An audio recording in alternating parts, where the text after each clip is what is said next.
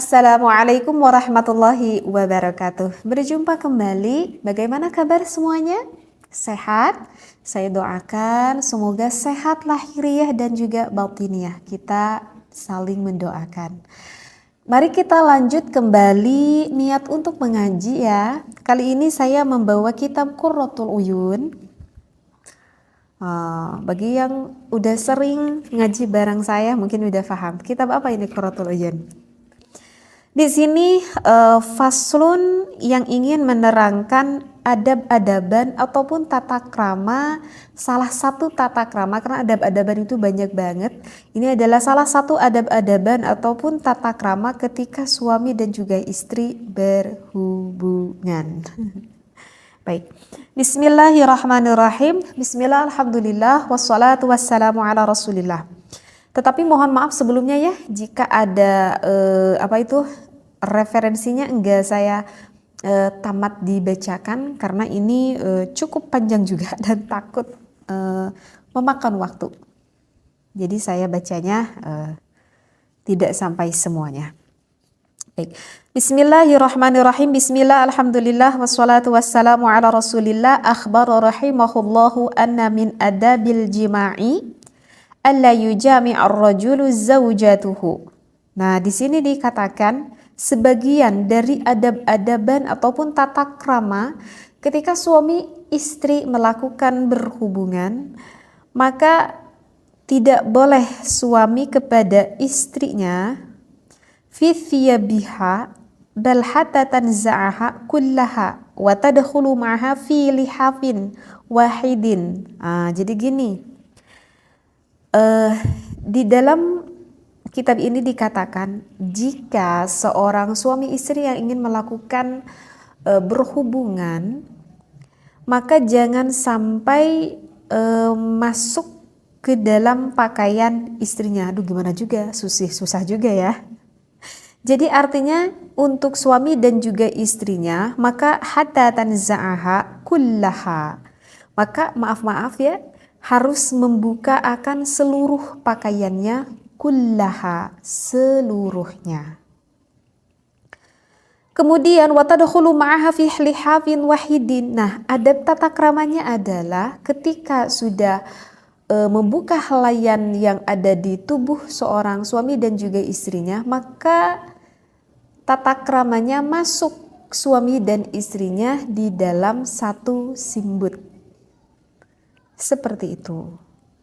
Li'anna sunnata hiya at-tajridu minats thiyabi wal firashi wadh-dhahiruhu annahu la yujami'uha wa huma makshufani. Saya baca dulu aja ya. Wa huwa kadzalika li haditsin. Kenapa harus dilakukan hal seperti itu? Itu dikarenakan ada hadis. Hadisnya seperti ini, idza jami'a ahadukum fala yatajarradani tajarradal himaraini. Karena ada hadis yang mengatakan barang siapa ketika suami istri melakukan hubungan dengan keadaan bertelanjang keduanya antara suami dan istri, maka itu diserupakan. Ini bahasanya diserupakan. Diserupakan seperti himar. Tahu himar? Himar itu sejenis kuda lah. Sejenis kuda. Jadi diserupakan seperti sedang melakukan berhubungan antara kedua kuda. Ini dari hadis Rasulullah Sallallahu Alaihi Wasallam. Jadi bagusnya itu masuk ke dalam simbut gitu. Jadi tidak terlalu vulgar mungkin ya. Jadi agak tertutup oleh simbut tersebut. Wa kana sallallahu alaihi wasallam indal jima'i yughatti ra'sahu wa yaghuddu sawtahu. Nah ini.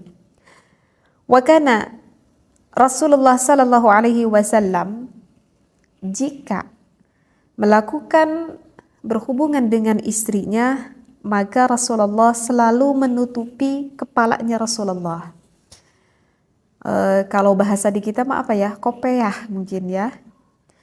Kemudian wa yaghuddu sautahu, kemudian memelankan akan suaranya. Jadi enggak terlalu keras suaranya, tidak berteriak-teriak pula, jadi memelankan suaranya. Wa yaqulu lirmar'ati 'alaika bis-sakinati, kemudian berkata kepada istrinya itu dengan sakinah. Jadi sakinah teh naon mun urang mah anteng lah gitu. Ya, jadi ngucapkeunana teh anteng gitu ke istrinya. Wa qala al-khitab yanbaghi lil mujami'i ay yastatirra huwa wa ahluhu bi thawbin sawa'un kana mustaqbilal kiblati amla, baik mau menghadap ke kiblat ataupun tidak. Bahkan ini ada di dalam kitab yang lain, bisa ditemui qala fil madakhil, ada di dalam kitab madakhil, wa yanbaghi, dipentingkan banget, alla yujami'aha wa huma maksyufani bihaitsu la yakunu alaihima syai'un mustaturruhuma. Jadi sama juga sih keterangannya seperti itu ya, di dalam kitab Madakhil juga penjelasannya sama, dikarenakan ada hadis Rasulullah Sallallahu Alaihi Wasallam dan hadisnya juga sama apa yang sudah saya sampaikan seperti itu. Bahkan waqad kana as-Siddiq radhiyallahu anhu, Sayyidina Abu Bakar Siddiq pun jika melakukan berhubungan dengan istrinya maka yughatti ra'sahu, maka Sayyidina Abu Bakar As-Siddiq selalu menutupi kepalanya. Kenapa dilakukan seperti itu? Hayaan minallahi, karena merasa sangat malu sekali terhadap Allah Subhanahu wa taala. Nah, ini adalah yang saya bacakan adab, akhlak, tata krama. Ya, jadi sekali lagi, yang saya sudah bacakan ini adalah ilmu akhlak, ilmu adab-adaban, ilmu tata krama. Baiknya kalau kita mau melakukan berhubungan antara suami dengan istri, Rasulullah melakukan halnya seperti itu. Rasulullah dan juga para sahabatnya ketika menggauli istrinya merasa malu sekali jika bertelanjang seperti diseumpamakan seperti himar ataupun seperti kuda. Tetapi memang dianjurkannya bertelanjang. Tetapi setelah bertelanjang maka selalu masuk ke dalam selimutnya, gitu ya, masuk ke dalam selimutnya. Kenapa melakukan hal seperti itu, bahkan selalu menutupi kepalanya saking merasa malu. Rasulullah dan juga para sahabat saking malunya kepada Allah Subhanahu wa taala. Itu yang menjadikan alasan akhlakul karimah yang baik seperti itu. Nah, ini belum jelas. Ini belum selesai nih penjelasannya. Faidatani. Saya bacakan aja deh ya, biar enggak lama. Al-ula fit tajridi minathiyabi 'indan naumi fawaidu minha anna fihi rahatul badani min harakatin nahari wa minha suhulatu taqlibi yaminaha wa shimalan. Nah, jadi begini. Nah ya. Kemudian ada kelanjutannya. Nah, terus bagi kita Bagi kita misalkan ada sebagian ketika melakukan berhubungan, aduh gimana ya teh, kalau aku masuk ke dalam selimut kok aku rasa kurang nyaman. Misalkan. Kenapa kurang nyaman? Karena di sini dikatakan bahwa untuk suhulatut taqlibi yamiyana wasyamalan. Jadi susah gitu untuk membulak-balikan mau ke arah kanan ataupun mau ke arah kirinya, itu misalkan sulit gitu kalau masuk di dalam selimut, misalkan alasannya seperti itu.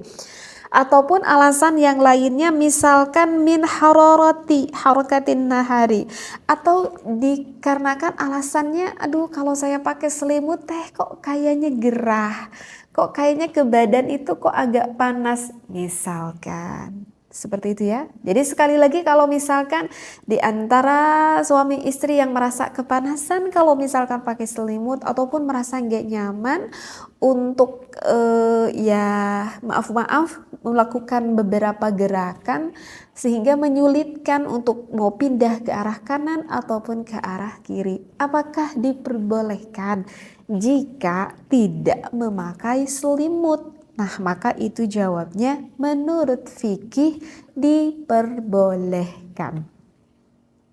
Katanya tadi, yaitu kan menurut akhlak, menurut adab, menurut tata krama. Kalau Rasulullah dan para sahabat saking hatinya merasa malu kepada Allah, ya selalu menutupi dengan selimut.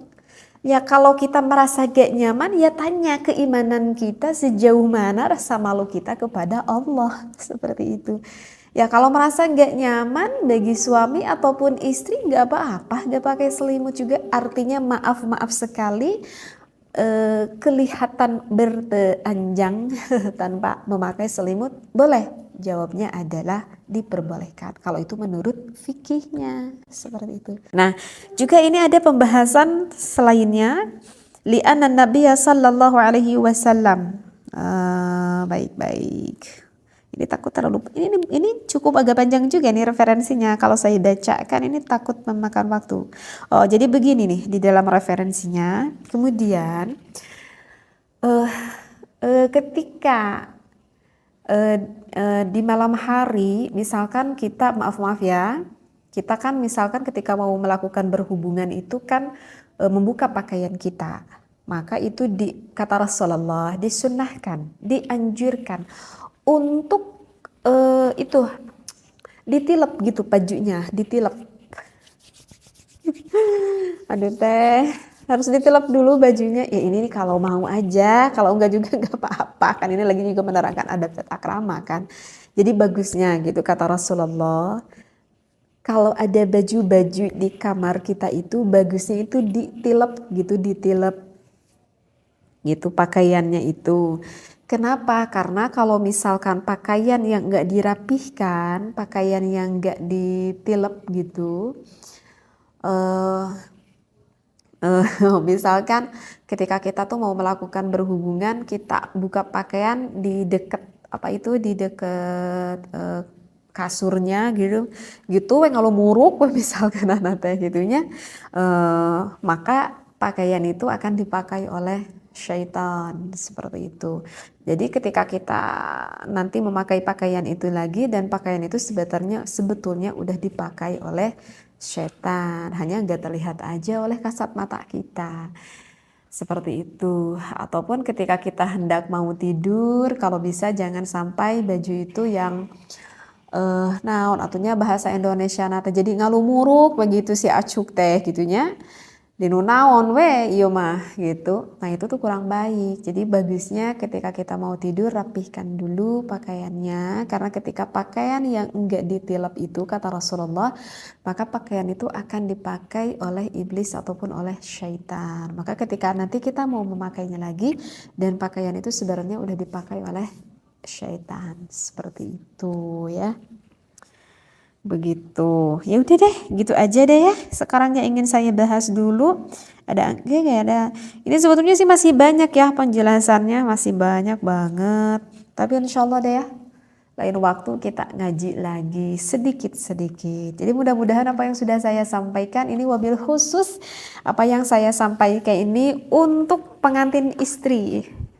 Untuk pengantin suami istri. Ini ya gitu ya.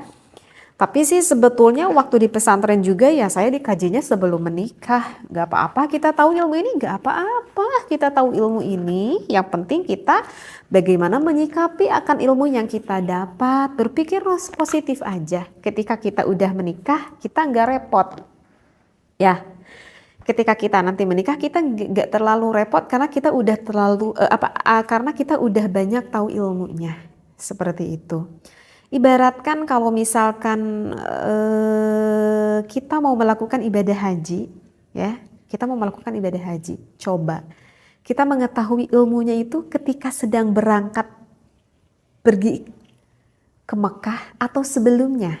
Kan itu persiapan sebelumnya kan, manasik haji itu persiapan sebelum kita berangkat ke Mekah. Kita tahu dulu, kaji dulu ilmunya, agar nanti ketika kita berangkat di Mekah, kita udah tahu ini yang harus dilakukan ketika saya melakukan ibadah haji. Jadi bagi ajengan itu mengaji akan Qurratul Uyun ataupun kitab Uqudul Lijen ataupun kitab Fathul Izar misalkan ataupun kitab yang berhubungan dengan rumah tangga itu dikaji bagi para santri yang memang udah cukup dewasa untuk memahami akan ilmu tersebut. Karena itu adalah ilmu-ilmu persiapan bagi para santri ketika nanti menikah, dia itu udah paham ilmu-ilmunya. Ini yang diharamkan, ini yang diperbolehkan, ini yang harus dijauhi, dan ini yang boleh dilakukan. Sehingga kembali lagi kepada kita yang menyikapinya. Kalau pikiran kita berpikiran positif, insya Allah positif. Kalau kita memandangnya hal itu menjadikan suatu negatif, padahal itu adalah ilmu yang sangat bermanfaat sekali, ya hasilnya akan negatif. Karena itu berpikirlah bijaksana. Wallahu a'lam. Wassalamualaikum warahmatullahi wabarakatuh.